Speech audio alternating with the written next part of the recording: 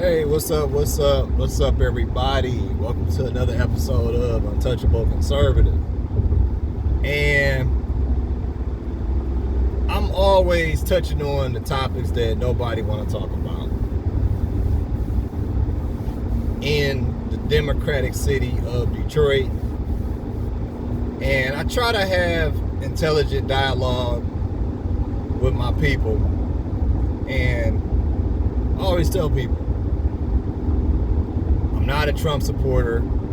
I don't claim to be a Democrat or a Republican. First, I claim to be a child of God and a believer in Jesus Christ. Okay? You take it what you want. I am a conservative. Okay? I'm in the grocery store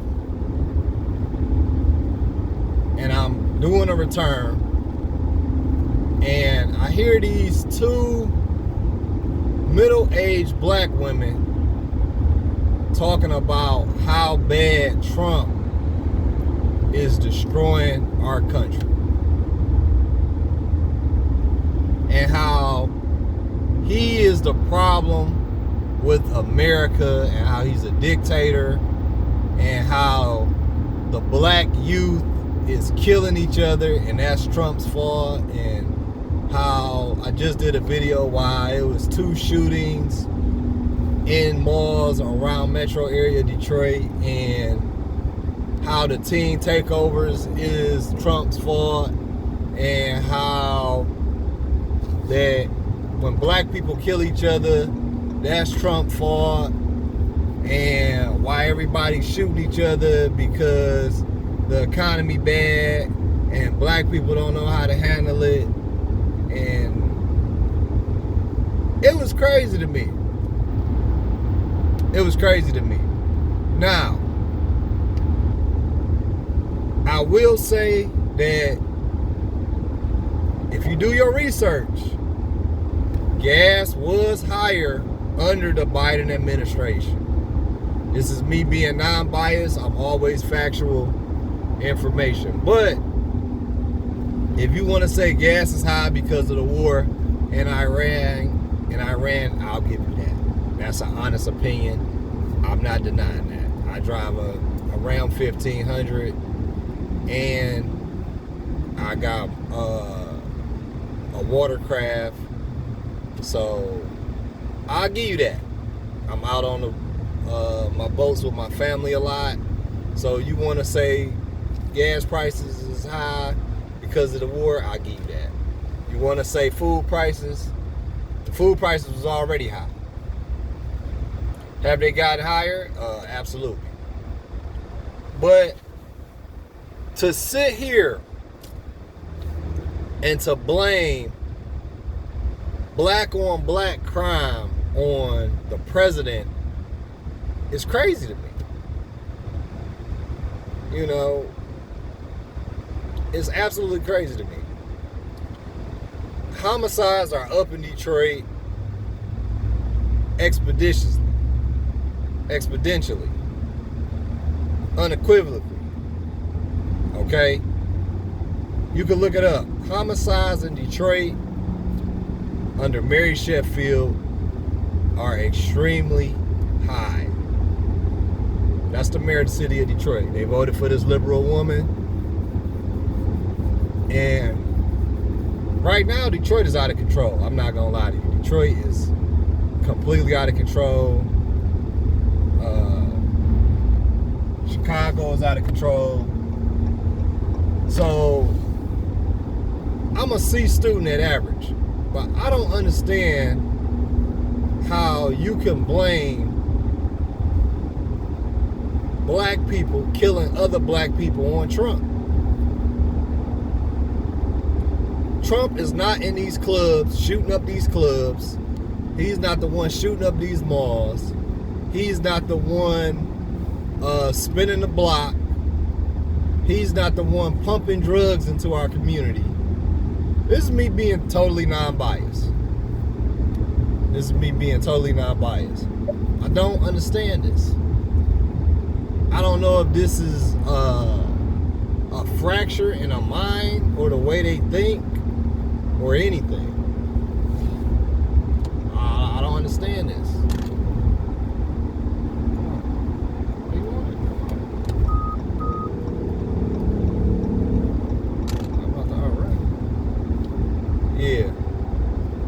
So I don't understand this, man. This is crazy to me that black people believe that other black people are killing each other because of Donald Trump. Donald Trump is not the reason why the black community is failing. Donald Trump is not the reason why the abortion rate in the black community is so high. Donald Trump is not the reason why fentanyl is on the streets of Detroit and Chicago. Donald Trump is not the reason why you can't keep a father for your son. You know, because he's going to be out of office. And then once he's out of office, then who are you going to blame? Who is going to take... We have to take accountability for our own communities. Okay? We have to take accountability for our own communities. And it has nothing to do with being a Democrat or Republican. Because the mentality of black America, they systematically think that voting a certain way will generate them more money. And that's not true. It's hard under a Republican, it's hard under a Democrat. You know, the only relief for life is community and family. Community and family. That's all you have to lean on. That's the only relief for life. Okay? Yeah, we could try to vote for certain medicines to be lower. We could vote for Medicaid and certain programs. I agree with that. I totally agree with that. And there are certain programs that we need in our communities to help with the elderly and elderly housing and things like that. I don't think that everything a Democrat is proposing is bad. I don't think everything a Republican is trying to do is good. I don't have that mentality. I believe you need a balance. I believe you need a balance. It can't be all this, it can't be all that. You know, that's just the way I think. I don't have the mentality that all Democrats are evil. I don't have the mentality that all Republicans are just great people. I understand that there are racist black people. I understand there are racist white people. But what black people have to understand is we're chasing the wrong fox through the hen house. And what I mean by that is black people need to understand one thing. And I might be going off topic. The number one earners in this country are Asian Americans. Okay. Number two is Indian Americans. Okay. There are a few things, and I'm not going to go over everything. As you guys know, I went to college for economics, business, and marketing, political science, a couple other things. I never finished college. I ran out of money. Coincidence. All right. But there are a few things that I did take from my short time of educating myself and in college. Asian and Indian families have a couple things in common. Okay? They have a couple things in common. And I was having a discussion with the manager of my bank that finances some of the things for my business. Okay? And we often have discussions about finances, on how to build revenue and trends and stocks and a lot of other things. And he might say, hey Jay, Did you buy this stock this week? Did you do this? Did you look at this? Did you see this drop? Did you see that drop? Hey, I came across this. But we had a discussion today about something that I very rarely noticed. And this is going to hurt some people's feelings, but this is the truth. The leaders in Asian communities are not women. The leaders in Indian communities are not women. Okay? They are the top 2 earners in the United States and in Middle Eastern households as well. They are not women. So you got Asian number 1, Indian, and Middle Eastern number 3. Middle Eastern people dominate the economy in Detroit. Metro Detroit is probably 70 to 80% black. We don't own anything. And he said, me and the bank teller, he's an Indian guy. And he's cool as hell. And he said to me, he said, black women are the leaders in black communities. Ooh, this gonna hurt somebody's feelings. I can see the comments now. He said, the reason why the black community is failing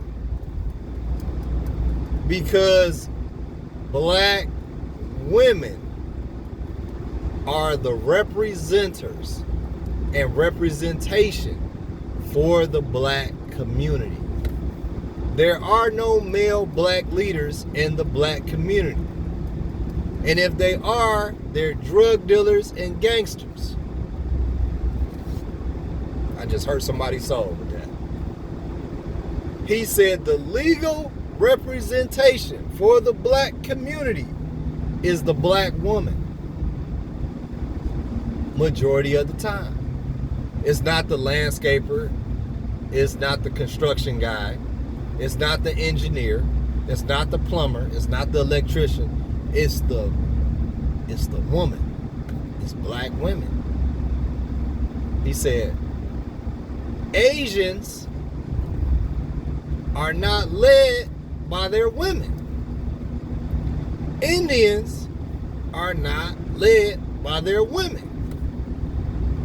Middle Eastern economic companies that are successful, gas stations, are not led by women. He said the reason why the black community is failing because the women are leading the communities. And he said that is the reason why. Part of the reason why. He didn't say that was the whole reason why. But he said that's a part of the failing culture of the black community. And he once again spoke on, he said, most black women that have a lot of money that he deals with brags they don't need a man. I did this by myself. Okay? Nothing wrong with that. Indian women, top earners in the United States, don't see that. They see that as failure. Asian women see that as failure. Middle Eastern women, Muslim, see that as failure. Hispanic, see that as failure. So, without making this video too long, I'm going to do a part 2 on this. But I love you guys with the strength of Christ. It's something to think about. Like, share, and subscribe. Thank you.